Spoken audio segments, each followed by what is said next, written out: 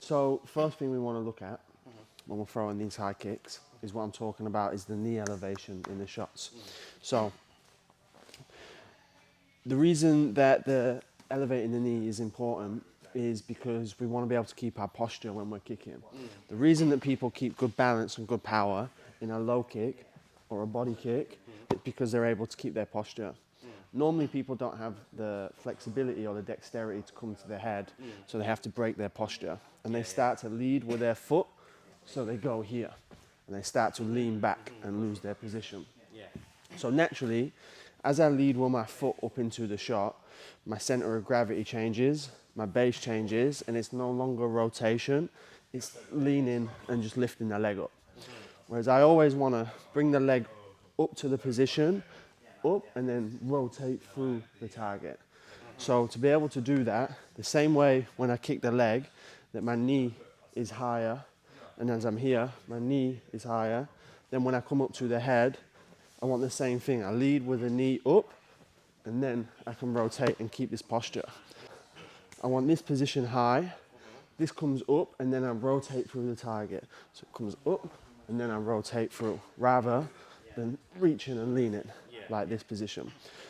So now when you're focusing on both sides, even this lead side, I want you to focus on really elevating the knee itself.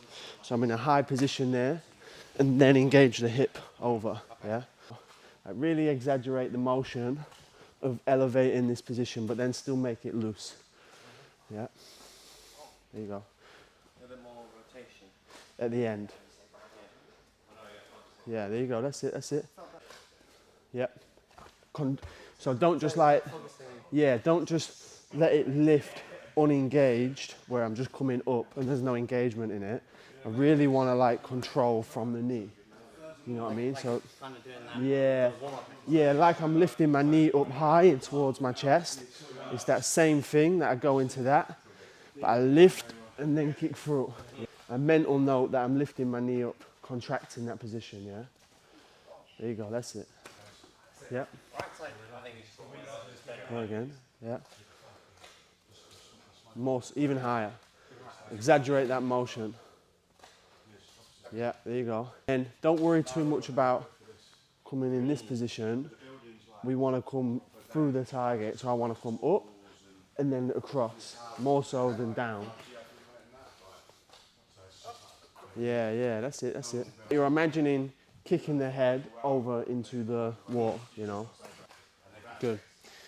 Now do both kicks, left and right, without spinning. So spinning for me, to start with, it's a good way to get used to the fundamental movement of my hips need to go so I can lose my base and spin back round. But ultimately, anytime I'm fighting, at no point do I want to be taking my eyes away from the thing trying to attack me. You know what I mean? Even if I'm kicking and turning here, there's a split second where I don't know what's going on. So I always want to be able to kick and control and come back to a base at all the time so I can focus on what's going on, all right? All right, guys, so what we're going to look at here is being able to land a right kick, whether it's to the leg, the body, the head. But ultimately, one of the things that I talk about is the knee elevation. One, the knee elevation is super important to be able to generate a good high kick, yeah, because you don't have to break your posture, you're able to hide position, and you can keep, once you keep your posture and you're able to kick, you can rotate through this and you can generate more power, all right? But now I'm going to show you the versatility of being able to lead with the knee and how that can create more opportunities, okay?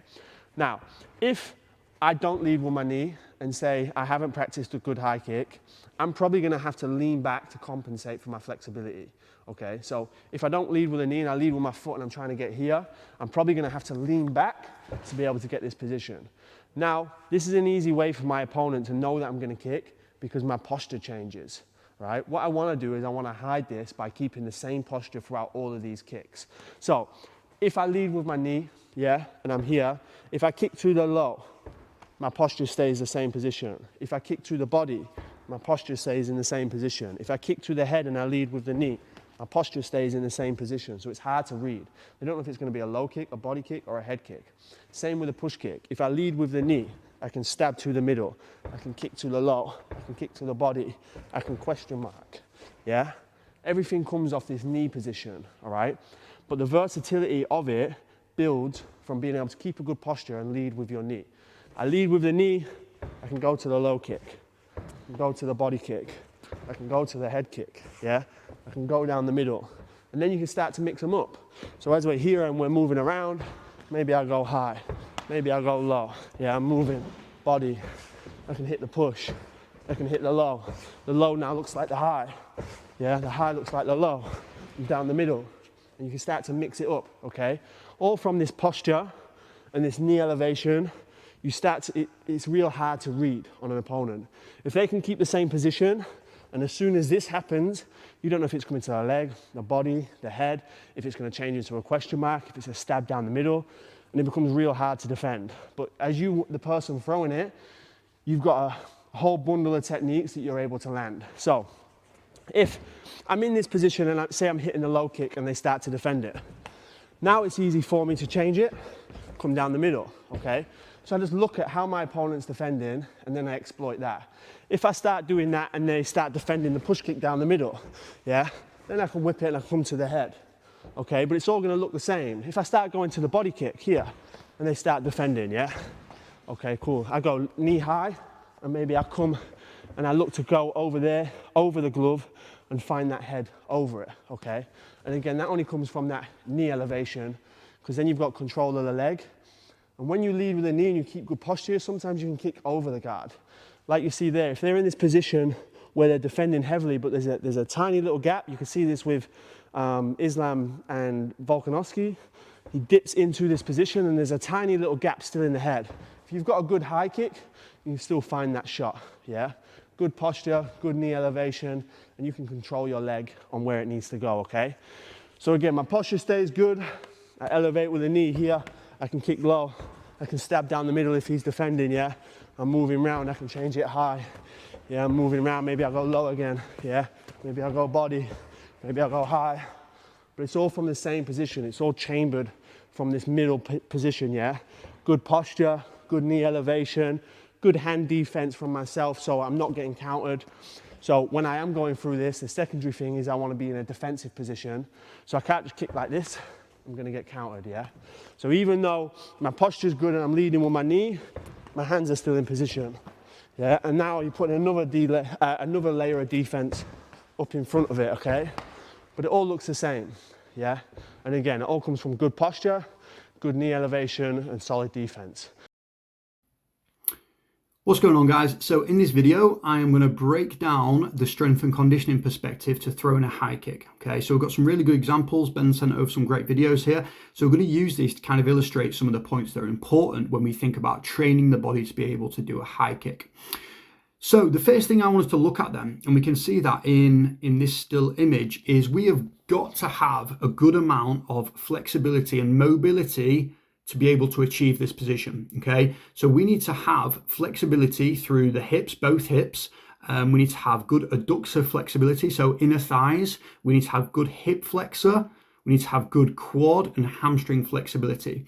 However, it's not just about having the mobility here. We need to follow this up with a decent amount of stability work in order to achieve this position, to be stable on that planted leg, but also having the stability and the motor control to be able to have this leg in the air and hold that, okay? Obviously, we're not holding it for long, but you need to feel confident in throwing your leg up there at high speeds, okay? And that is where having control and stability around that joint is going to be super important. So there's the first two things that we're going to work on from a strength and conditioning standpoint is having the mobility and the flexibility, but also having the stability element.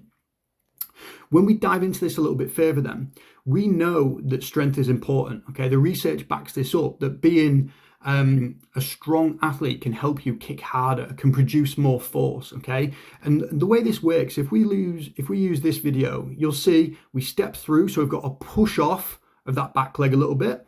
We've then got a strong planted leg, so that front leg has got to be strong, otherwise it'll buckle.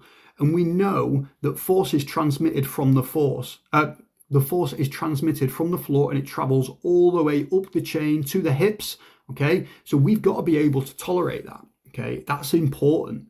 We then see that as we start to turn those hips over, bring that knee up into the air, we need strong hip flexors and quads. We're still pushing off through that bottom leg. We then get up to a high position, okay? And then we're going to extend that knee as we turn the hip over, okay? That's all important. Strength is going to underpin all of that. We need to make sure that we have a strong calf, quad, hamstring, glute. It's all important there, okay? The other thing to note is we don't have, 3 seconds to land a kick, okay? We need to do this quickly. So the next thing that we want to train, the fourth thing, is going to be around plyometrics and speed-based movement, power-based movements, okay? Strength is going to be the foundations, but the next step is being able to do that quickly. So that is where some of the exercises we're going to go into later is going to be super important, okay? So we're going to go through some plyometrics and some kicking. And one, it allows you to move quickly, but there's also some research that says, if we look at this right here, as we bring that knee up, the quad itself will be going through a relaxation phase, okay? It is not contracting super hard yet, because if you contract and you really brace up and you try and throw everything into a shot, it moves slow. So we want some really kind of relaxed movement at certain points during the movement, okay? So if we look here, it's going to be relaxed, it's relaxed, it's relaxed, and then at the very last moment, we straighten out that leg. So we need this to be able to relax, but also be violently quick when we want it to happen, okay? So that is the fourth thing, is speed and power through that lower body. And then the final one is, I'm going to use this video to illustrate it, is the core, okay? The core is super important, because looking at this is we need the hips to be in a good position, okay? If the hips are not in a good posture or position, we're not going to be able to, one, get our leg up high, okay? And core supports having good posture through the hips, but we need to be able to be rigid upon impact. So we need to be able to stiffen up through the knee and through the quad, okay? We mentioned that earlier. But we also need the core to be rigid upon impact, okay? So we're going to do a good amount of core strengthening work to support that, but we're also going to do a good amount of core power work that's going to allow you to move super quick and be very strong there, okay? So that is going to be our little bit of a breakdown of the kick itself. We've kept it short and sweet, but we're going to get into this a little bit more as we go through the exercises.